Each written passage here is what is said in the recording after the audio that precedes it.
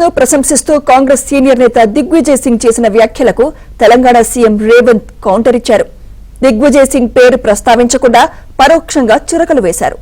కాంగ్రెస్ పార్టీలో ప్రతిభకు పట్టం కడతారని, నిస్వార్థంగా పాటుపడే వారికి తగిన గౌరవం దక్కుతుందని చెప్పుకొచ్చారు.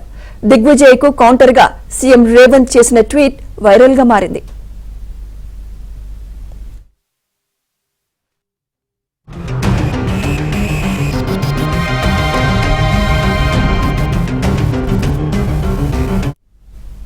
తెలంగాణలోని ఓ మారుమూల గ్రామంలో జన్మించిన పివి నరసింహారావు కాంగ్రెస్ పార్టీలోనే ఎదిగారని, దేశానికి ప్రధానిగా సేవలందించారని సీఎం రేవంత్ ట్వీట్లో రాసుకొచ్చారు.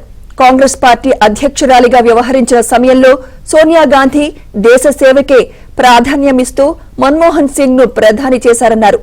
అంకిత భావానికి, విలువలతో కూడిన రాజకీయానికి సోనియా మారుపేరుగా నిలిచారని ప్రశంసలు కురిపించారు.